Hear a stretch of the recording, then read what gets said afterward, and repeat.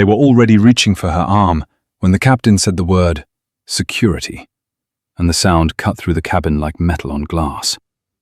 Conversations died mid-sentence. A fork froze halfway to a mouth. Somewhere near the front, a woman gasped, sharp and involuntary. The plane hadn't even pushed back yet, and already someone was about to be removed like a threat that needed to be erased. Helen Carter sat perfectly still in seat 2A, hands folded over a worn leather tote resting on her knees. Her breathing was slow, controlled. She had learned that trick decades ago, back when losing your temper meant losing everything else with it. The overhead lights hummed softly, the smell of recycled air mixed with coffee and rain-soaked coats. Outside the window, the grey sprawl of the airport shimmered under a thin sheet of drizzle. She did not look like trouble. That was the irony. 64 years old. Short, silver-streaked hair pulled back without ceremony, a navy wool coat that had seen too many winters. Sensible shoes.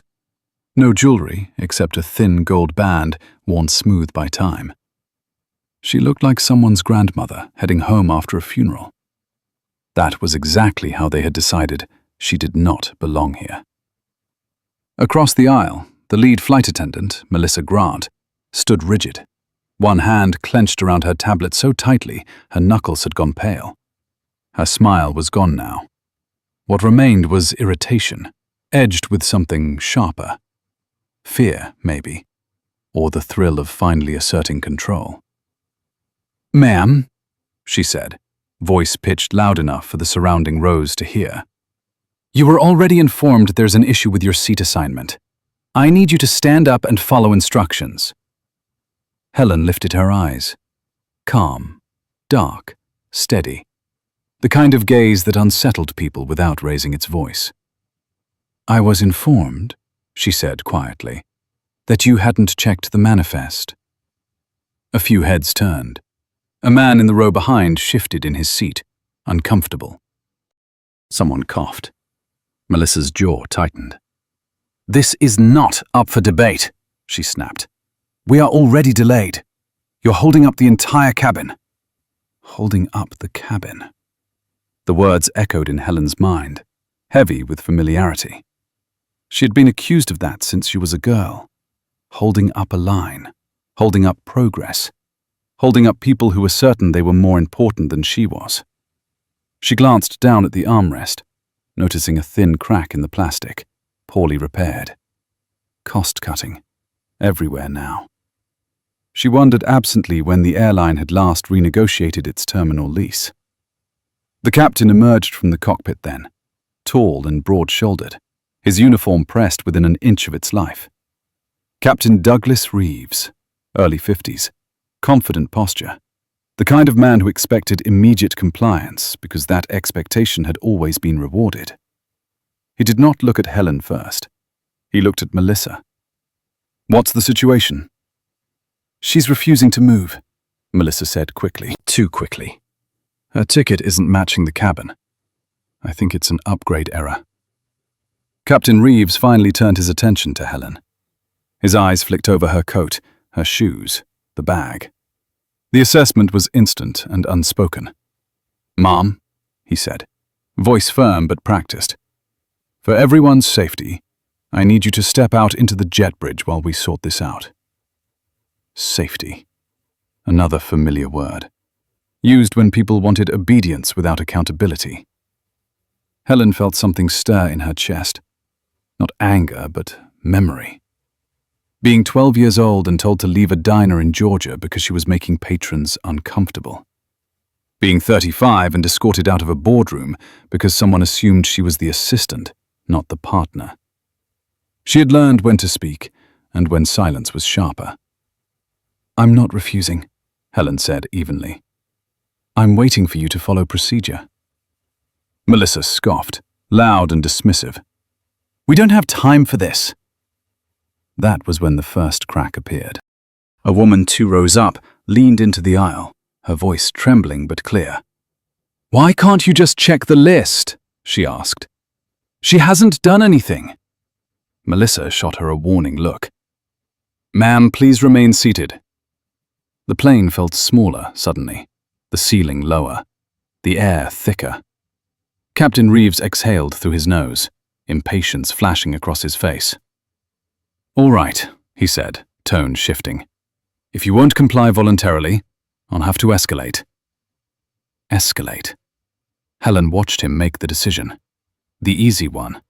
The one that moved the problem away instead of solving it. She nodded once, slow and deliberate. "Then do what you feel you need to do." That was not the response he expected. It threw him off, just for a second. Long enough for Helen to reach into her coat pocket and pull out her phone.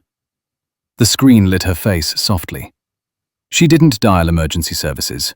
She didn't record. She opened a secure messaging app and typed a single sentence, her fingers steady despite the tension vibrating through the cabin.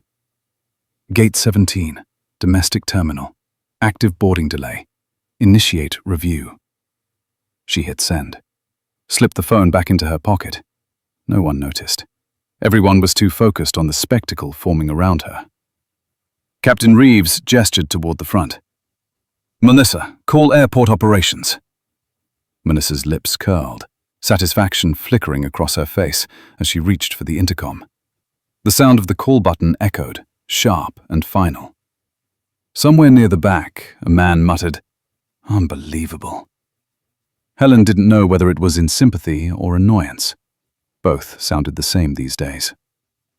As they waited, the plane remained frozen in that strange, suspended moment before motion.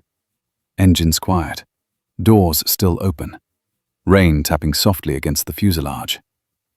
Helen stared out the window at the concrete stretching endlessly beyond the gate.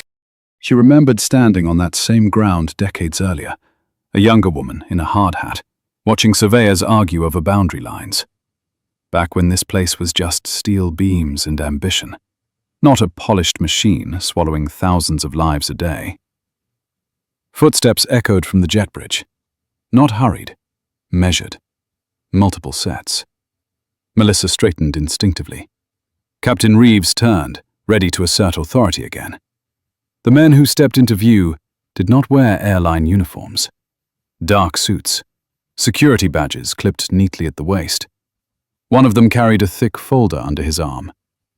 The lead man was older, late 60s maybe, with a face carved by years of decisions that never made headlines, but shaped outcomes all the same. He scanned the cabin once, then his eyes found Helen. Everything shifted. He did not smile. He did not rush. He simply inclined his head, a subtle gesture that said more than words ever could. "Miss Carter," he said quietly. "We need to speak." The name landed like a dropped glass. Captain Reeves frowned. "And you are?" The man turned slowly. "James Holloway, airport operations. I oversee this terminal." Silence spread, heavy and complete. Melissa's hand tightened on her tablet. Helen rose then, not because she was told to, but because she chose to. She stood with a dignity that made the narrow aisle feel like a courtroom. She met Captain Reeves's eyes at last. There was no triumph there, only something colder, older. "I believe," Helen said softly, "you wanted to escalate?" And for the first time since boarding began, the people who thought they were in control realized the ground beneath them was not theirs at all. The silence that followed her words was not empty. It was crowded with realization, with recalculation, with the sudden fear that comes when a familiar hierarchy collapses without warning. Captain Reeves felt it first, a tightening in his chest he didn't yet have language for. He had spent decades believing authority was something you wore on your shoulders, stitched in gold, reinforced by procedure. No one had ever looked at him the way Helen Carter was looking at him now, as if he were a variable in a much larger equation. James Holloway stepped fully into the cabin, the folder tucked under his arm like an extension of his body. He did not acknowledge the captain immediately. Instead, he glanced down the aisle, noting the faces, the posture of the crew, the way tension had bent the space between people. He had seen this shape before. Conflict always had a geometry. "Let's take a breath," he said calmly. His voice carried without force, the way authority does when it no longer needs to announce itself. Melissa shifted her weight, suddenly aware of how exposed she felt standing in the aisle. "Sir," she said, forcing a professional tone back into place. "We have a passenger refusing to follow crew instructions. We were in the process of handling it." James finally looked at her. Not with anger, with focus. The kind that made people feel seen in ways they did not enjoy. "Which instruction?" Melissa blinked. "To vacate the seat until we could verify." "Did you verify?" James asked. There was a pause. Too long. A man in the window seat across from Helen cleared his throat, the sound loud in the hush. Melissa's mouth opened, then closed. "The system. I'll answer that," Helen said gently. She was standing beside her seat now, hands resting lightly on the headrest. She did not. Captain Reeves straightened. "Mr. Holloway, with respect, we can't have disruptions like this delaying departure. I made a judgment call." James nodded once. "I'm sure you did." He turned to Helen. "Ms. Carter, may I ask how long you've been sitting here?" Helen considered the question. "Long enough to be told I don't look like I belong." A ripple moved through the cabin. Not noise, exactly, but awareness. A woman near the aisle pressed her lips together. An older man shook his head slowly, as if replaying the scene in his mind with new clarity. James exhaled. "All right," he said. "Here's what's going to happen. Captain, boarding is paused. This aircraft is not going anywhere until we resolve this properly."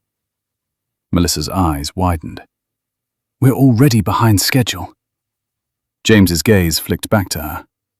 "Then you should have followed protocol." The words were not raised. They didn't need to be. Melissa felt heat crawl up her neck, a prickling discomfort she hadn't felt in years. She had been good at this job, respected. She had learned how to read people quickly, how to anticipate problems before they grew teeth. She had trusted that instinct more than the manual. She had never imagined that instinct would turn on her. Helen watched her closely, not with satisfaction, with something closer to sadness. She recognized that look too. The moment when certainty cracks and lets doubt in. James motioned toward the front. "Let's step into the jet bridge. Ms. Carter, if you're willing." Helen nodded. "Of course." Captain Reeves hesitated, then followed. Melissa trailed behind them, her tablet clutched to her chest like a shield. As they stepped out of the cabin, the sounds of the airport rushed in, echoing footsteps, distant announcements, the low mechanical hum of a place that never truly slept. The jet bridge felt colder, narrower, more honest. James opened the folder and handed the first document to the captain. "This is the current operating agreement for this terminal," he said. Page 3, section titled Asset Oversight. Captain Reeves scanned the page, his brow furrowing. He read slower as he went, his confidence draining line by line. "This says that Collins Infrastructure Trust holds controlling authority over terminal operations," James finished, "including gate access, service standards, and escalation procedures." Captain Reeves looked up sharply. "Trust?" Helen spoke then, her voice steady but firm. "My father established it 40 years ago. I took over final signatory authority last winter." Melissa let out a small, involuntary sound. "That's not possible," she said weakly. "We would have known." Helen met her eyes. "You would have known," she said, "if you had checked." The words landed hard. Melissa's shoulders sagged. She looked suddenly older, the polish cracking to reveal something brittle underneath. "I didn't mean," she started, then stopped. The excuse died in her throat. She had meant it, at least enough. James turned another page. "This incident triggered an automatic compliance review," he said, "which means we're documenting everything. Statements, timestamps, decisions made." Captain Reeves ran a hand over his face. "Is this disciplinary?" "It's procedural," James replied. "What comes after depends on what we find." Helen watched the captain absorb that. She saw the calculation behind his eyes, the way men like him began tallying consequences. Careers built on routine did not handle disruption well. "I want to be clear," she said quietly. "I did not ask for this to become a spectacle." James nodded. "I know. I asked for it to be handled correctly." Melissa's voice shook. "I thought I was doing my job."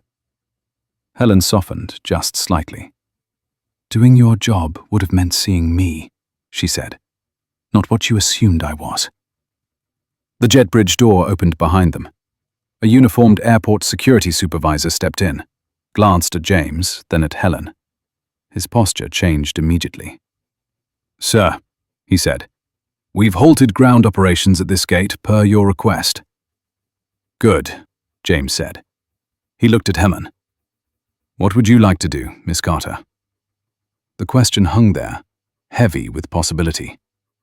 Helen thought of all the moments in her life where she had imagined saying everything she'd been forced to swallow, or the meetings where she'd let insults slide because pushing back came at a cost.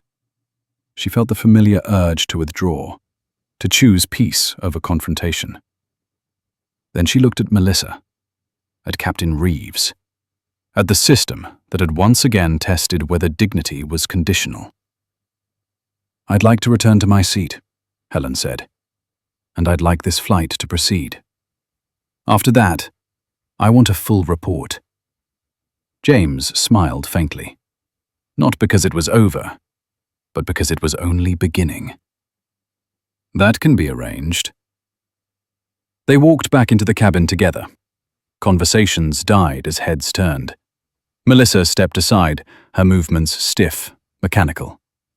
Captain Reeves addressed the passengers, his voice carefully neutral. "Thank you for your patience," he said. "We'll be resuming boarding shortly." Helen sat back down in seat 2A. The leather creaked softly beneath her. The window showed the same grey sky, the same wet concrete. But everything felt different now. A woman across the aisle leaned toward her, eyes shining. "I'm glad you spoke up," she whispered. Helen closed her eyes for a moment, not in relief, in resolve, because she knew this was not the end of the story. It was the moment before the real consequences began. The plane finally pushed back, slow and deliberate, the way something heavy moves when it knows it has been watched. The engines came alive beneath the floor, with a low, rising growl that vibrated through the cabin and into the bones. People settled back into their seats, conversations returning in cautious murmurs. But the atmosphere had changed. It was no longer the casual impatience of travelers. It was the quiet awareness that something consequential had just happened in front of them. Captain Reeves remained in the cockpit, hands resting on the controls, staring straight ahead as the aircraft crept away from the gate. His jaw was tight. He replayed the last half hour over and over, searching for the exact moment things had slipped out of alignment. He had followed procedure, hadn't he? Or at least the version of it that had always worked before. Yet the words in that folder echoed in his mind. Phrases he had skimmed past during briefings, assuming they were someone else's problem. Oversight authority. Compliance triggers. Escalation thresholds. He had underestimated how fast the ground could shift. In the cabin, Melissa Grant moved down the aisle with a tray of pre-departure drinks, her posture stiff, her movements overly precise. She avoided seat 2A at first, eyes fixed ahead, but the narrow aisle offered no true escape. As she reached Helen's row, her steps slowed despite herself. The older woman sat quietly, hands folded again, gazing out the window as if nothing unusual had occurred. Melissa cleared her throat. "Ms. Carter," she said softly. Her voice sounded unfamiliar to her own ears, stripped of its usual confidence. Would you care for some water? Helen turned, meeting her gaze. Up close, Melissa could see the fine lines at the corners of Helen's eyes, the faint shadow of fatigue that no amount of composure could erase. Yes, Helen said. Thank you. The simplicity of it made Melissa flinch. She handed over the glass, fingers brushing briefly against Helen's. The contact was light, accidental, but it carried weight. Melissa hesitated, then leaned closer, lowering her voice. I shouldn't have assumed, she said. The apology was imperfect, unfinished, but it was real. Helen studied her for a moment, then nodded once. Assumptions have a way of teaching their own lessons, she replied. Melissa swallowed and moved on, her shoulders slightly hunched now, as if the cabin itself had become heavier. Across the aisle, an older man watched the exchange with interest. He wore a worn tweed jacket and wire-rimmed glasses, the look of someone who had spent his life in offices where respect was negotiated rather than given. When Melissa passed, he leaned toward Helen. You handled that with grace, he murmured. Not many would. Helen smiled faintly. Grace is easier when you've had practice, she said. As the plane taxied, Helen's phone vibrated softly in her pocket. She did not rush to answer. She waited until the aircraft paused near the runway, until the engines dipped into a quieter hum. Then she pulled it out and glanced at the screen. A message from James Holloway. Compliance review initiated. Documentation underway. I will brief you once we land. She locked the phone and rested it on her lap. Outside, the runway stretched ahead, long and dark. Rain slicked under the overcast sky. She felt the familiar tightening in her chest that came before decisions she could not undo. This was the part no one ever saw. Not the confrontation, not the reveal, but the aftermath. The weight of knowing that systems only changed when someone forced them to look at themselves. The aircraft accelerated, pressing her back into the seat as it lifted into the air. The city fell away beneath them, lights blurring into lines of gold and white. Helen closed her eyes, just for a moment, letting the motion steady her thoughts. She thought of her father again, of his quiet insistence on preparation over spectacle, of the trust documents he had signed, with hands rough from work, believing that one day they would protect someone he would never meet. Several rows ahead, Captain Reeves felt the wheels leave the ground and exhaled slowly. Flying had always been the one place where things made sense. Physics did not care about ego. Procedures mattered because gravity did not forgive mistakes. Yet today, he felt exposed in a way altitude could not fix. He wondered how many times he had chosen speed over fairness, efficiency over curiosity. How many passengers had complied simply because they had been trained to? At cruising altitude, the seatbelt sign chimed off. The cabin relaxed further, though a thread of tension remained, woven through whispered conversations. Helen noticed it in the way people glanced toward her seat, then looked away, uncertain. She did not mind. Attention, she had learned, was fleeting. Impact was not. Another vibration from her phone. This time she read it immediately. A longer message from James. Preliminary review indicates deviation from escalation protocol. Airline legal has been notified. There will be a formal inquiry involving crew conduct and verification procedures. You may be asked to provide a statement. Helen typed back slowly, deliberately. I will cooperate fully. Please ensure the focus remains on process, not personalities. She sent the message and set the phone aside. Process mattered. That was the lesson she wanted remembered, not her name. She had seen too many scandals fade without change because they became about individuals rather than systems. In the galley, Melissa paused, staring at her reflection in the stainless steel panel. She barely recognized the woman looking back. She had always believed she was fair, professional, one of the good ones. The realization that fairness had limits she hadn't examined left a sour taste in her mouth. She thought of the training modules she had clicked through on her tablet, the boxes checked, the certifications renewed. None of them had prepared her for this kind of reckoning. She straightened, smoothing her uniform, and returned to work. Not out of pride now, but out of necessity. There was a difference. Helen accepted a meal later, though she ate little. Her thoughts drifted forward, beyond the flight, beyond the inevitable meetings and reports. She knew inquiries would come, some quiet, some public. She knew the airline would scramble to contain damage, to frame the narrative in language that dulled its edge. She also knew that change, real change, was rarely loud at first.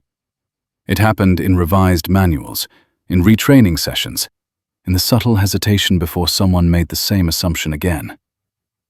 As the plane crossed state lines, Helen felt neither victory nor vindication, only a steady resolve. She had not sought to prove who she was.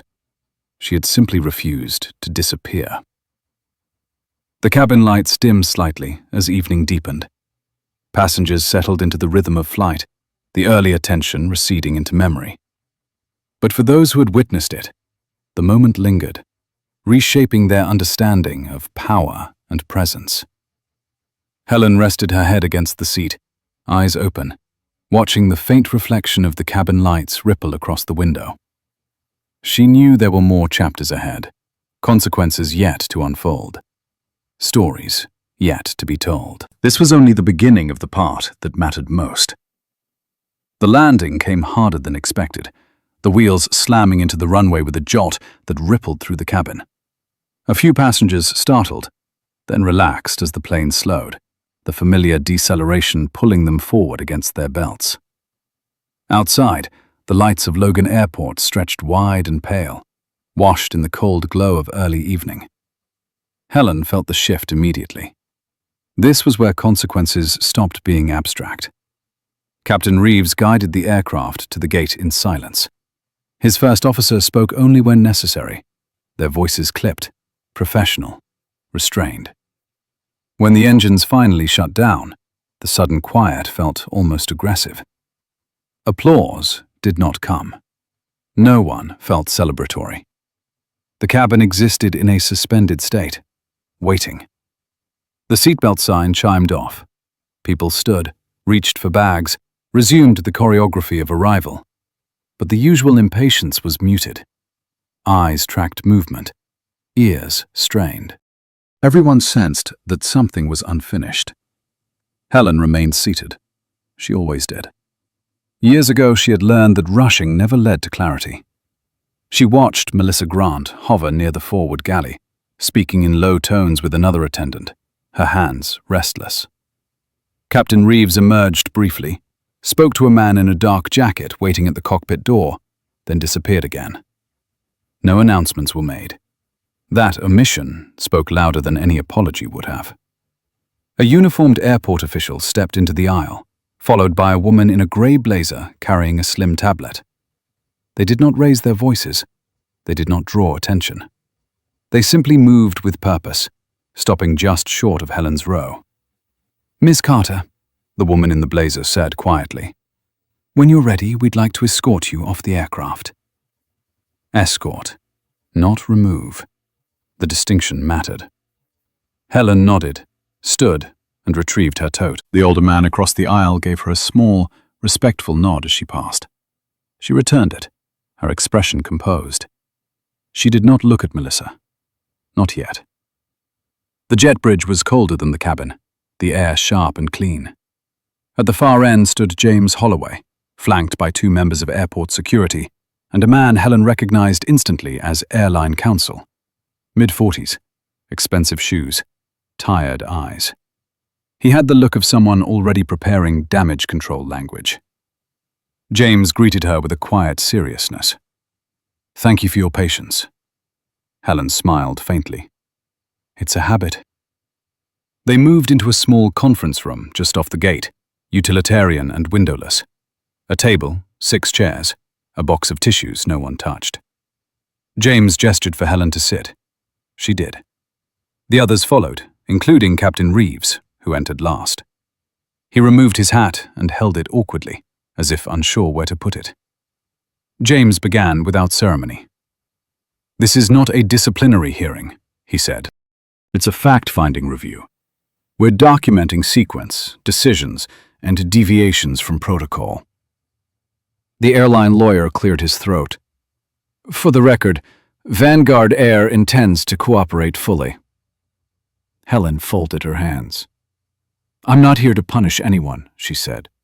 "I'm here because something broke." Melissa entered then, escorted by a supervisor. Her face was pale, her composure strained. She did not sit immediately. She stood near the door, uncertain. James nodded to her. "Please." She sat. James turned on a small recorder. "Time of incident. Initial seat challenge. Verification steps taken." He looked at Melissa. "In your own words." Melissa swallowed. "I saw a mismatch," she said. "At least, I thought I did. I didn't pull the full manifest. I relied on my experience." James did not interrupt. Captain Reeves stared at the table. The airline lawyer scribbled notes. "And why didn't you verify?" James asked. Melissa's voice dropped. "I didn't think it was necessary." Helen watched her carefully. She recognized the moment, the place where truth could still turn away if fear took over. "Necessary for what?" Helen asked gently. Melissa looked up, startled by the question. Her eyes met Helen's, then darted away. "To keep things moving," she said, "to avoid delays." Helen nodded slowly. "Delays are inconvenient," she said. "Disrespect lasts longer." Captain Reeves finally spoke. "I should have stopped it," he said. His voice was rougher now. "I should have insisted on verification." James glanced at him. "Why didn't you?" Reeves exhaled. "Because escalation slows things down. And because I assumed—" He stopped. "Assumed what?" James pressed. Reeves closed his eyes briefly. "That she didn't belong in that seat." The room went still. Helen did not react outwardly. Inside, something settled. Not hurt, not anger. Recognition. She had heard that sentence in 100 forms across her life. It no longer surprised her.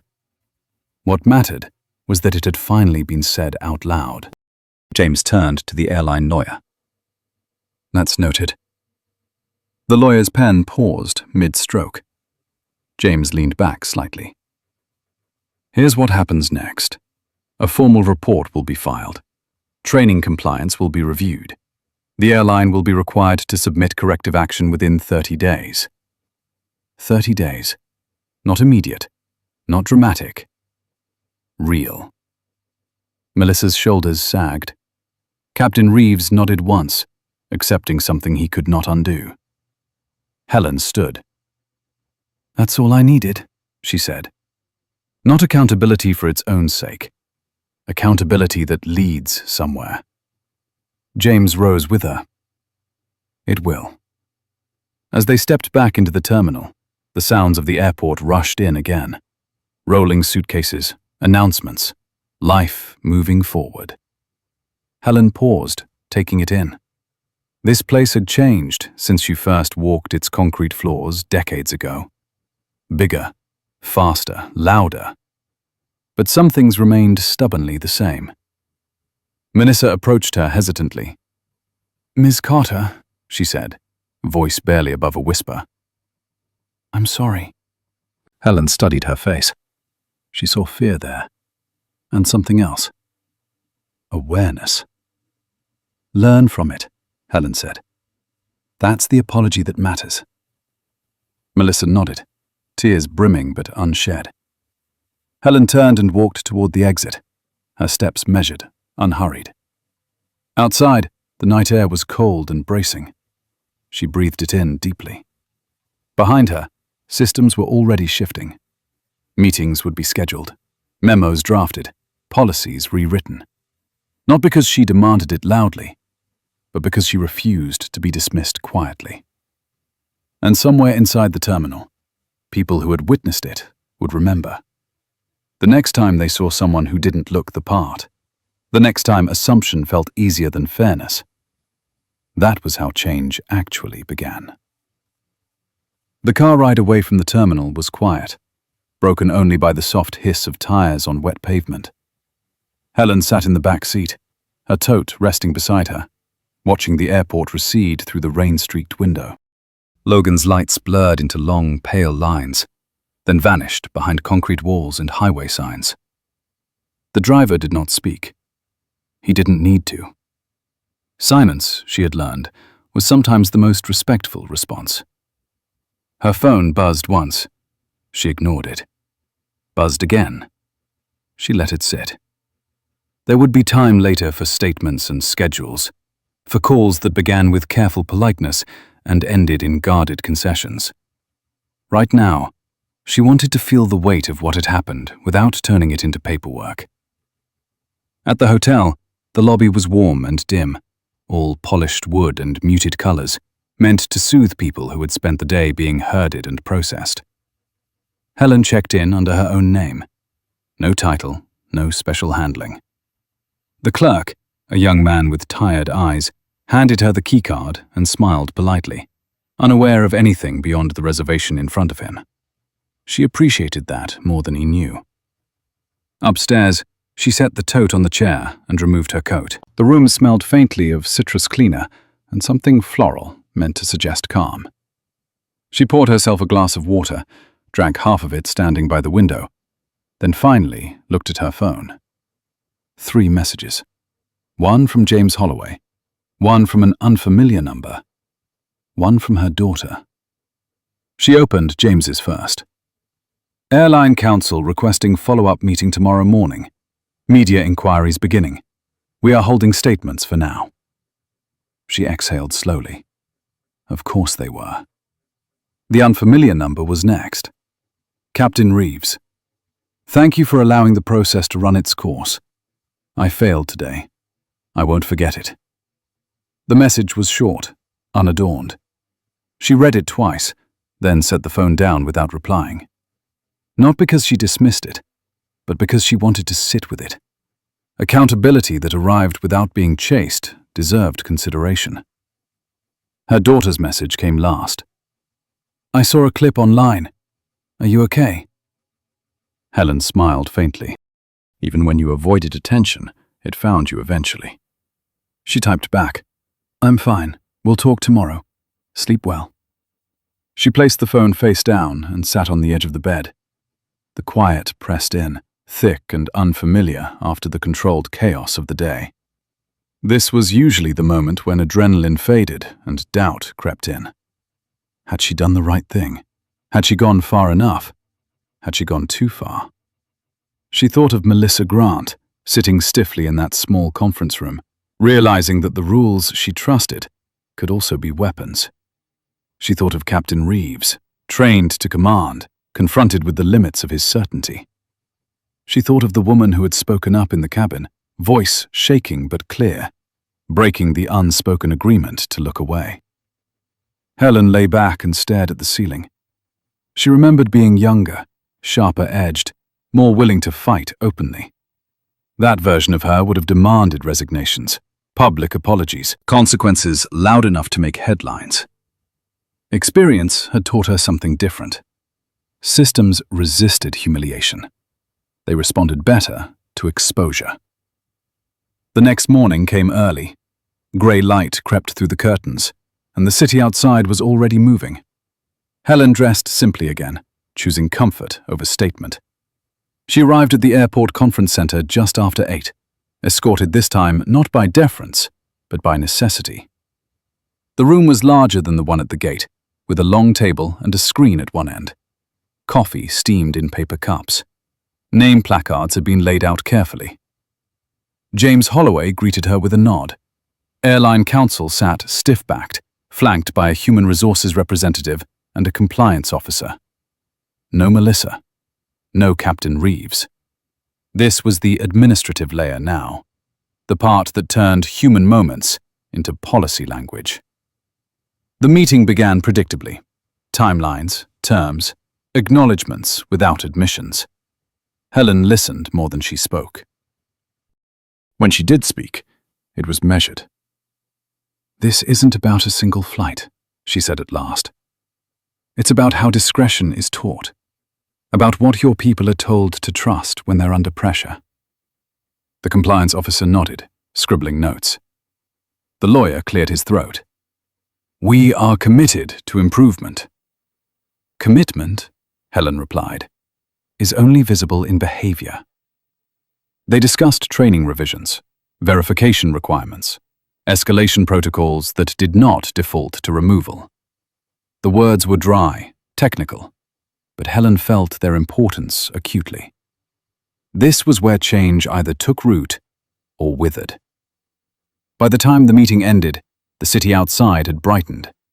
Helen stepped back into the open air, feeling drained but steady. She had done what she came to do. The news cycle, however, had its own momentum. By midday, a short video clip circulated. Shaky footage from a passenger's phone, capturing a fragment of the exchange in the cabin. No names, no context, just tension and raised voices. Comment sections bloomed with certainty. Opinions hardened. Helen watched none of it. Instead, she took a walk along the harbor, the cold wind sharp against her cheeks. She thought of how quickly narratives formed, how little patience there was for nuance.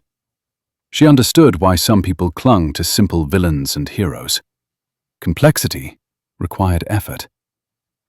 That evening, James called. "The airline has agreed to the corrective measures," he said, quietly. Helen smiled. "Quietly is fine." "And," he added, "Melissa Grant has requested a meeting with our training department. Voluntary." Helen closed her eyes briefly. That mattered. She returned home the next day. The familiar creak of the front steps, the scent of her own kitchen, grounded her. Life resumed its normal rhythms. Groceries, mail, a neighbor waving from across the street. A week later, an envelope arrived. Handwritten address, Melissa's name in the corner. Helen hesitated before opening it. Inside was a short letter. No justifications, no appeals. Just an acknowledgement of harm and a promise to do better. Helen folded it carefully and placed it in a drawer with other documents that marked quiet turning points in her life. The story faded from public attention, as stories always did. Another outrage replaced it, another clip, another argument. But somewhere, training materials were being rewritten. Somewhere, a supervisor paused before making an assumption. Somewhere, a passenger was treated with care instead of suspicion. Helen sat on her porch one evening, watching the sun dip low, painting the sky in muted oranges and grays. She thought of her father again, of his belief that ownership was not about control, but responsibility. That if you held something, truly held it, you were accountable for what happened within its bounds. She had not set out to prove she owned anything that day. She had simply refused to be reduced, and in doing so, she had reminded a system, however briefly, that dignity was not a privilege to be granted at convenience. It was a standard to be upheld, even when no one was watching. The months that followed unfolded without spectacle, which was precisely how Helen had hoped it would happen. Change that announced itself too loudly often burned out just as fast. This one moved differently, slower but deeper, threading its way through places that never made headlines. At the airport, new training sessions were scheduled. Not the glossy checkbox kind, but long, uncomfortable workshops led by people who asked questions no one liked answering. What do you do when your instincts conflict with policy? Who do you trust when you feel pressure to move things along? How do you recognize bias when it wears the mask of efficiency? Attendance was mandatory. Participation was not optional. Melissa Grant sat in the back of one of those rooms, a notebook open in front of her, pen hovering over the page. She had considered calling in sick that day, considered transferring, considered quitting altogether. Pride had urged her to avoid it. Fear had urged her to run. Something else kept her in that chair. The memory of Helen's voice, steady and unraised, saying, "Learn from it." When the facilitator asked for volunteers to speak, the room went still. Melissa felt her pulse in her ears. She raised her hand anyway. The pen clattered to the floor as she stood. "I thought I was being decisive," she said, the words tasting strange as she released them. "I thought speed mattered more than verification, and I didn't question why that assumption came so easily." No one interrupted. Some people looked down. Others watched her with guarded curiosity. The facilitator nodded once, encouraging her to continue. Melissa exhaled and did. It was the hardest thing she had done in years. Captain Reeves faced his own reckoning in quieter ways. He was temporarily grounded, assigned to simulator duty and procedural review. Flying had always been his refuge, the place where certainty still existed. Losing it, even briefly, stripped away the illusion that authority alone made him competent. In the simulator room, surrounded by screens and controls, he replayed scenarios again and again, forcing himself to pause where he once rushed, to question where he once assumed. One afternoon, during a break, a younger pilot sat beside him. "Rough month," the man said, not unkindly. Reeves nodded. "Necessary." The pilot hesitated, then added, "My mother watched that clip. She said she's glad someone like her spoke up." Reeves swallowed. He hadn't thought about mothers, or fathers, or the people behind the uniforms and procedures. He carried that thought back into the simulator with him, heavier than any checklist. Helen watched all of this from a distance. Reports arrived on her desk in careful language, filtered through legal review and administrative caution. She read them all, not because she enjoyed oversight, but because responsibility demanded attention even after the moment passed, especially after. She declined interviews, turned down invitations to speak on panels, let others argue online about what the incident meant. Her work continued, largely unchanged in form, but sharpened in purpose. Contracts renewed with added clauses, training requirements tied to compliance metrics, quiet levers pulled where noise would have failed. One afternoon, while reviewing documents in her study, she received an email marked personal. The sender was someone she hadn't expected. The woman from the cabin, the one who had spoken up. Her name was Ruth, 69 years old, retired nurse. She wrote plainly, without flourish. "I didn't know who you were that day. I only knew it wasn't right. I've spent my life watching people get dismissed because it was easier. Thank you for not backing down." Helen read the message twice, then once more. She typed a reply slowly, choosing each word with care. "Thank you for saying something when it mattered. Systems change when ordinary people refuse to look away." Ruth wrote back the next day, "I hope I do it again." That hope mattered more than any policy revision. As summer approached, the airport implemented the final phase of its revised protocols. Verification steps were formalized, escalation pathways clarified. Discretion was still allowed, but it now came with guardrails. Deviations triggered automatic review, not punishment by default, but accountability by design. The airline issued a brief statement. No names, no apologies broadcast for effect. Just a commitment to improved service standards and respect for all passengers. It barely registered in the news cycle. Helen preferred it that way. On a warm evening in June, she attended a small gathering at a community center near her home. No press, no speeches. Just a fundraiser for a local scholarship program her father had supported years before. Folding chairs, lemonade in plastic cups. The kind of event that reminded her why she did any of this in the first place. A woman approached her near the refreshment table. Mid-50s, nervous smile. "Ms. Carter," she said, "I work at the airport, not in your terminal. I just wanted to say, things feel different lately." Helen tilted her head. "Different how?" The woman considered. "People hesitate now. In a good way. They check, they ask. It's not perfect, but it's better." Helen felt a quiet warmth settle in her chest. Not pride, relief. That night, she sat on her porch again, the cicadas loud in the trees, the air thick with summer. She thought about the idea of ownership, how people misunderstood it. They thought it meant control, power, the ability to command outcomes. Her father had taught her otherwise.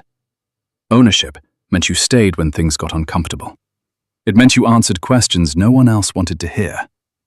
It meant you carried the consequences of what happened on your watch, even when you weren't the one who caused it. She thought of the airport, sprawling and impersonal, a place designed to move people through as efficiently as possible. And yet, within it, moments of humanity still occurred. Moments where someone chose to see another person fully, or failed to, and had to live with that choice. Helen did not believe the world changed because of single incidents. She believed it shifted because of accumulation. One pause added to another, one question layered on the next. Enough weight, applied patiently, eventually altered direction. Her phone buzzed softly beside her chair. A message from James Holloway. "Final audit complete. No further action required. Thank you for holding us to the standard." Helen typed back a simple response. "It's the only standard that lasts." She set the phone down and listened to the night. Somewhere, planes crossed the sky, their lights blinking steadily, moving people toward reunions and endings and ordinary days that would never make the news. Somewhere, a gate agent double-checked a manifest instead of trusting a glance. Somewhere, a passenger was spared a small humiliation that would have lingered longer than anyone realized. Helen closed her eyes, breathing in the warm air. She had not set out to make a statement that day. She had simply chosen not to disappear. The rest followed, not because she owned a place, but because she accepted what ownership demanded. And that, she knew, was enough. Years passed the way they always did, quietly at first, then all at once. The incident faded into institutional memory, referenced in training decks and internal memos, stripped of names and drama. For most people, it became a footnote. For Helen, it became a measure. She felt it in small moments. At airports where staff paused before speaking, in meetings where junior managers asked one more question than they used to, in the way silence sometimes stretched just long enough for fairness to step in. None of it was dramatic. All of it mattered. On a late October morning, Helen returned to the airport. Not for work, not for oversight, just a flight to see her sister. She arrived early, as she always did, and walked the long concourse at an unhurried pace, coat draped over her arm. The terminal smelled of coffee and floor cleaner, and the faint metallic tang of rain carried in on coats. Familiar, comforting. She watched people. A young father juggling a stroller and a boarding pass. An elderly couple holding hands, matching suitcases rolling behind them. A gate agent kneeling to speak eye to eye with a nervous child. These were the details that never made reports. These were the reasons systems existed at all. At the security checkpoint, a supervisor stepped forward when Helen reached the front of the line. Not to rush her, to slow things down. "Take your time, Mom," he said, genuinely. She caught the name on his badge. New hire. The kind who still believed courtesy was part of the job. She smiled and did exactly that. At the gate, the seating area was full. Helen chose a spot near the window and set her tote at her feet. The flight was delayed. Weather, again. It always came back to weather.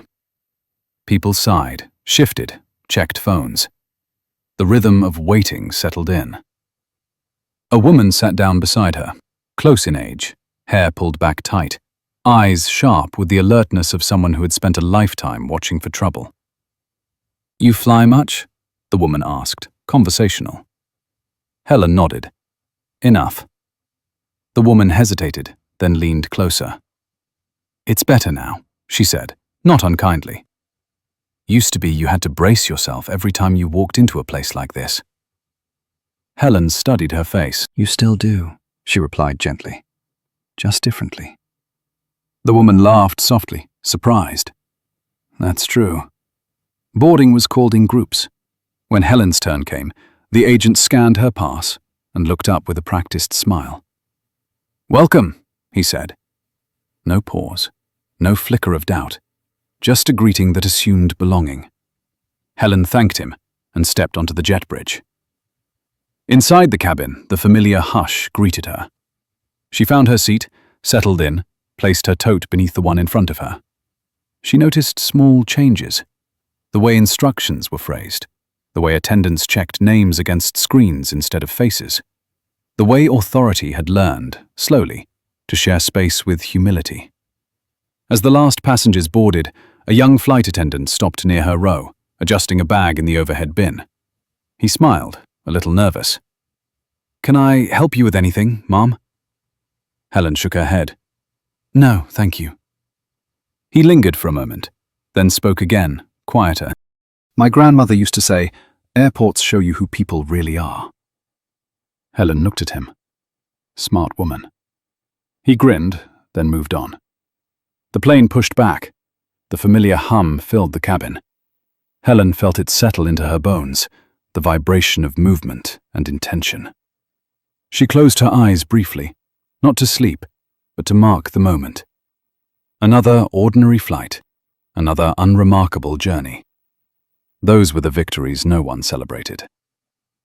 At cruising altitude, she opened the book she'd brought and read a few pages, then lost her place. Her thoughts drifted, not backward this time, but outward, to the people who would never know her name, but would feel the absence of a small injustice that never happened, to the staff who learned to ask instead of assume, to the passengers who would never have to gather themselves after being quietly diminished. The announcement came softly. Beverage service beginning. The sound of carts rolling. The ordinary life of a flight resumed. Helen accepted a cup of tea and wrapped her hands around it, feeling the warmth seep in. She looked out the window at the cloud layer below, smooth and endless, hiding cities and roads and stories from view. Ownership, she thought again, was never about what you could claim. It was about what you protected. The plane began its descent. The city rose up to meet them, lights blooming as evening settled in. Helen felt the familiar pull forward, the gentle reminder that all journeys ended somewhere. She welcomed it. When they landed, the applause came this time, scattered but sincere. Helen stood with the rest, waited her turn, stepped into the aisle. The flight attendant at the door smiled as she passed. "Take care," he said. She did. Outside, the air was crisp. The terminal buzzed with arrivals and reunions. Helen walked on, blending into the crowd, just another traveler heading toward whatever came next. She did not need recognition. She did not need acknowledgement. She had learned that the most lasting changes rarely announced themselves. They simply stayed. The winter came early that year, sharp and unapologetic. Snow crusted the edges of runways across the country, turning airports into white, echoing caverns where patience wore thin and tempers surfaced fast. Helen felt it the moment she stepped into the terminal again months later, the air heavier, voices tighter, people bracing for inconvenience before it even arrived. She stood in line at a cafe near the gates, listening. Complaints about delays, about staffing, about everything that felt out of anyone's control. She had learned long ago that stress revealed habits faster than comfort ever could. This was when systems were tested, not on good days, but on days like this. Ahead of her, a young gate agent struggled with a printer that refused to cooperate. The line grew restless. Someone muttered something sharp under their breath. The agent's shoulders rose, defensive, ready to snap or shut down. Helen recognized the posture immediately. It was the posture of someone about to choose speed over care. The printer finally whirred to life. The agent exhaled, relief flashing across his face. He looked up, met Helen's eyes, and hesitated. Not in suspicion, in consideration. "Thank you for waiting," he said sincerely. Helen nodded. "You're doing fine." The words were small, almost nothing, but she saw the effect. His shoulders lowered, his breathing slowed. He moved with steadier hands. Sometimes change announced itself that way, not in policy, but in posture.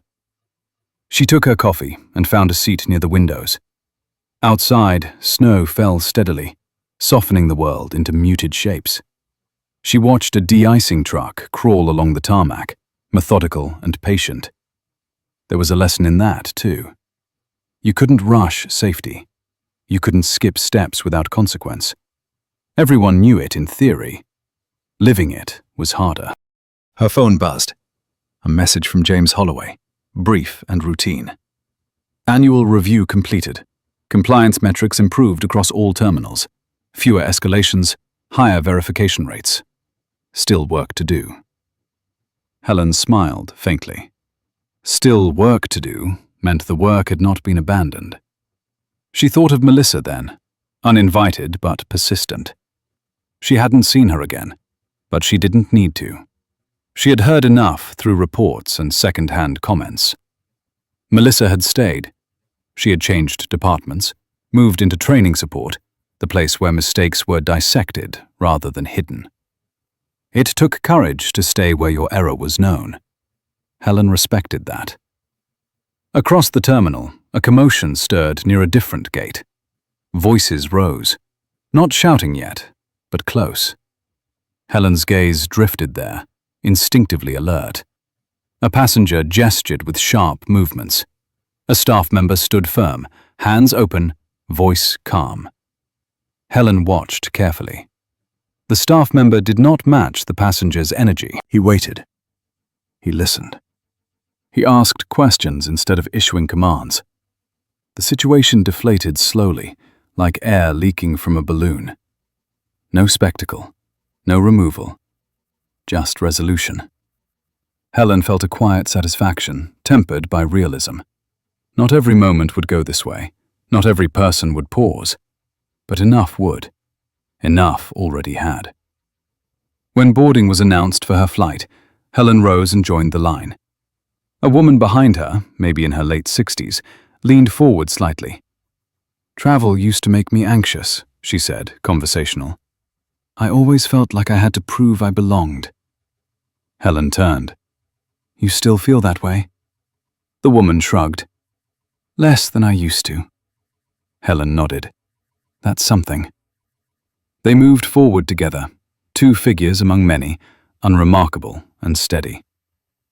At the gate, the agent scanned Helen's pass, glanced at the screen, then at her face. There was no flicker of doubt, just a nod. "Have a good flight." Helen thanked him and stepped onto the jet bridge, the familiar narrowing space guiding her toward the cabin. She paused for a moment midway, listening to the muted sounds of the terminal behind her, the hum of the aircraft ahead. This in-between place had always fascinated her. Neither here nor there. A transition. She thought of all the transitions she had witnessed, of how systems shifted not through grand declarations, but through accumulated moments of choice. One person deciding to verify instead of assume. One supervisor deciding to listen instead of escalate. One passenger deciding to speak. Inside the cabin, she took her seat and settled in. The flight attendant offered a polite greeting. Nothing more, nothing less. Exactly as it should be. As the plane prepared for departure, Helen rested her hands on the armrests and felt the quiet certainty settle in her chest. She knew this story, her story, would never be fully told. It would be diluted, summarized, forgotten by most. That was fine. What mattered was not memory. It was momentum. The engines roared. The aircraft began to move. Outside, snow blurred into white streaks as they accelerated down the runway. Helen felt the lift, the moment gravity loosened its hold. She closed her eyes, not in reflection this time, but in trust. Trust that the small changes would keep adding up. Trust that dignity, once insisted upon, had a way of defending itself long after the insistence faded. The plane climbed into the grey sky, carrying with it hundreds of quiet lives, each with its own unspoken hopes. Helen was one of them. No more, no less. And that, she knew, was exactly the point. By spring, the airport felt different in ways most people couldn't name. The announcements were the same. The gates still changed without warning. Coffee still cost too much. But the edges had softened. There were fewer sharp exchanges, fewer raised voices echoing down long corridors. It was not kindness, exactly.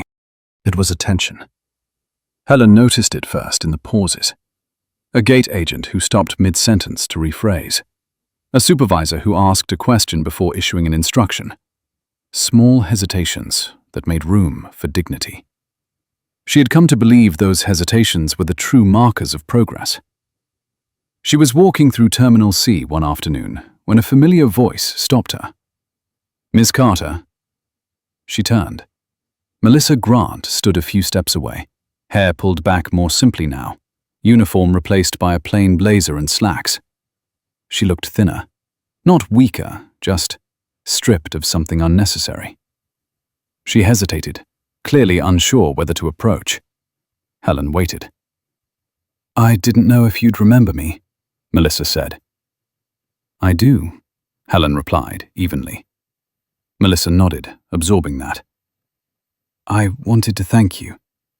Not for what happened, for what came after." Helen studied her face. She saw the effort there, the humility, the quiet work of rebuilding trust with oneself. "What came after was your choice," Helen said, "not mine." Melissa let out a breath she'd been holding. "I almost left," she admitted. "Thought it would be easier somewhere else. But then I realized that would just be another way of not looking at it." Helen inclined her head slightly. "Staying is harder." "Yes," Melissa said. "It is." They stood there for a moment, the noise of the terminal flowing around them. People passed without recognition, without curiosity. It was exactly how Helen preferred it. "I won't keep you," Melissa said finally. "I just wanted you to know. I'm trying to make sure the next person doesn't feel the way you did." Helen met her eyes. "Then you're doing the work."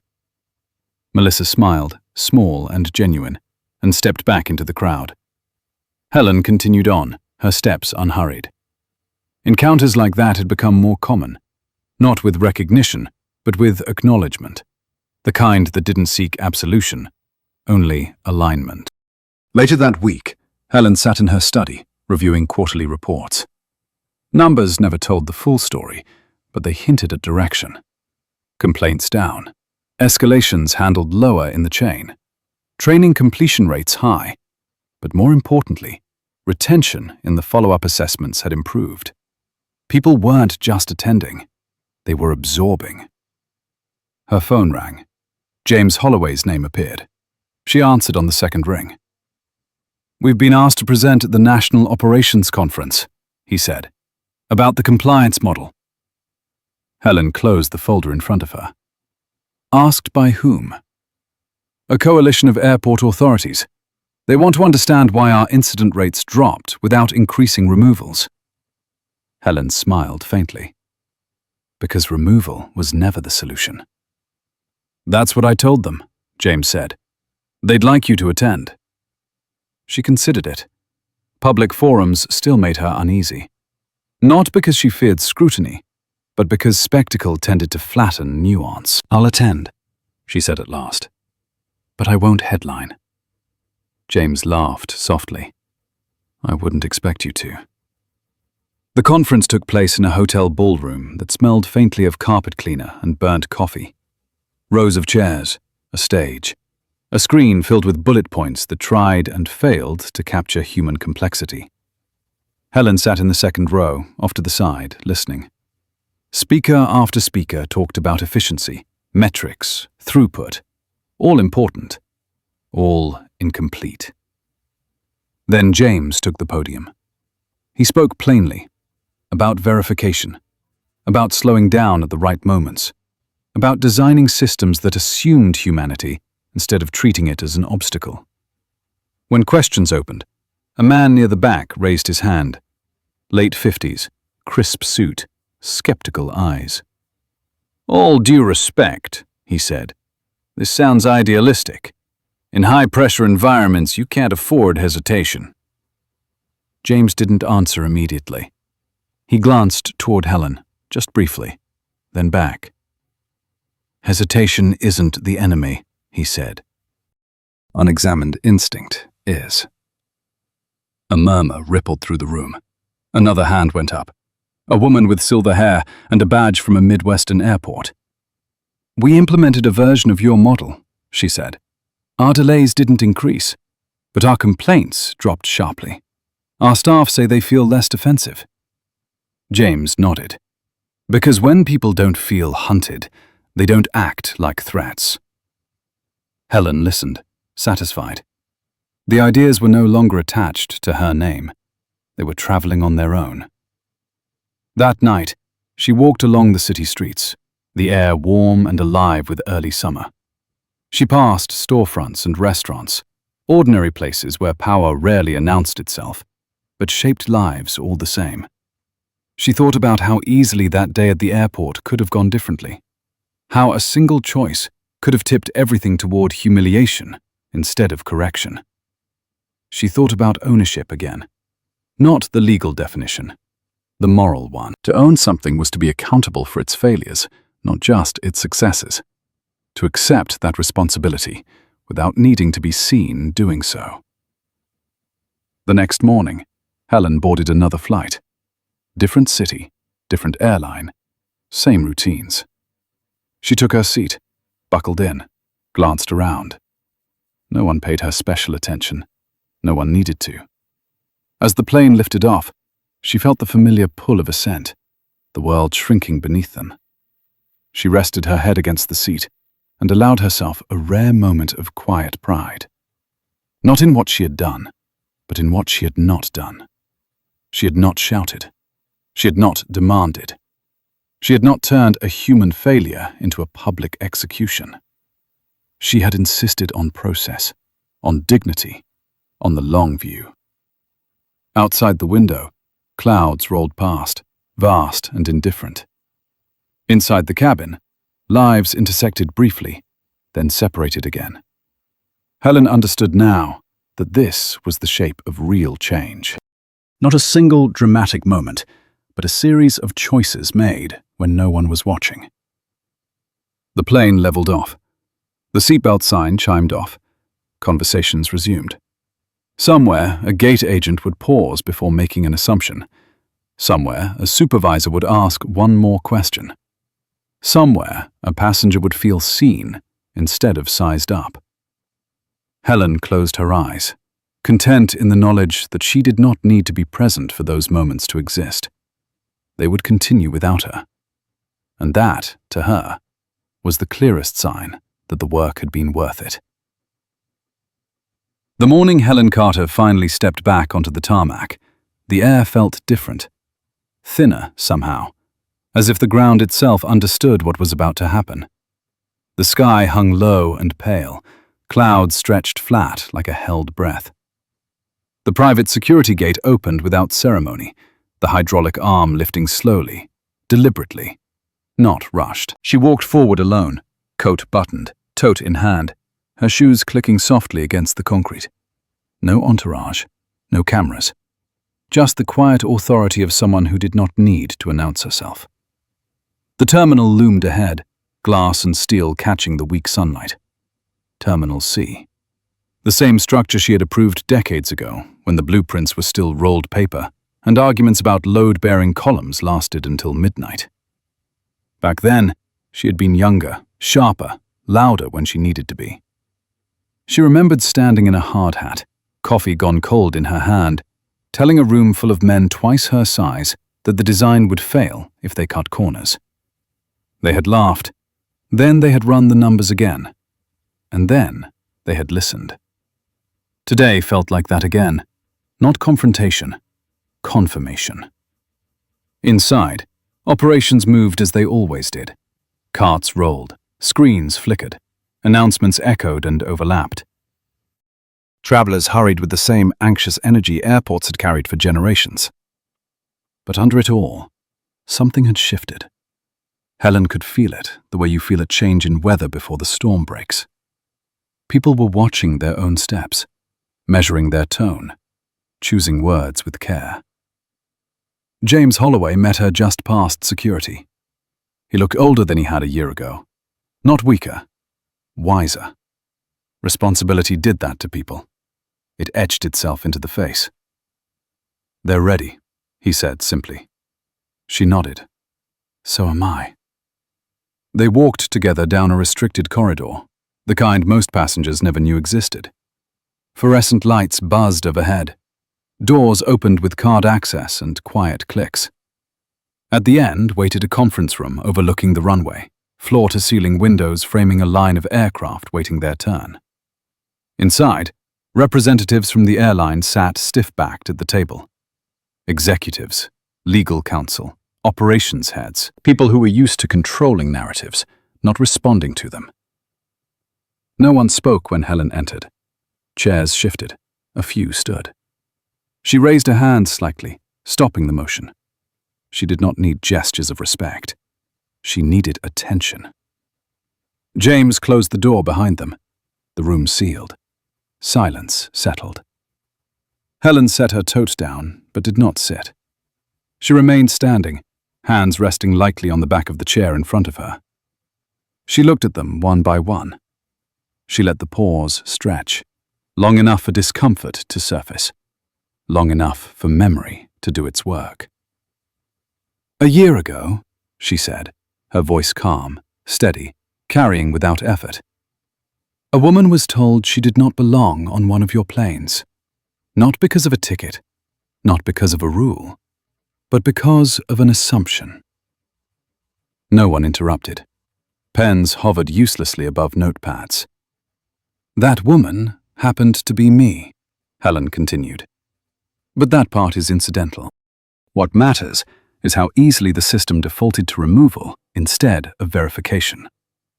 How quickly authority closed ranks instead of opening a file." She took a breath, slow and measured. "You fixed the surface issue. Training modules, revised protocols, compliance metrics. Those matter, but they are not the point." An executive near the end of the table shifted, clearly preparing to respond. Helen raised her eyes to him, stopping the motion before it began. "The point," she said, "is ownership." The word hung in the air, heavier than any legal term. "You lease gates on my property. You operate under agreements my trust oversees. But ownership is not just about contracts. It is about what you tolerate when no one important is watching." James stepped forward and placed a folder on the table. "This is the final audit," he said, "completed last week." Helen nodded. The numbers improved because people were afraid of consequences. That fear will fade. What replaces it is what I care about. She straightened. "Effective immediately, continued access to this terminal requires something new. Not just compliance, participation. Your senior crews will rotate through frontline roles quarterly, not as observers, as staff. They will stand at gates. They will handle delays.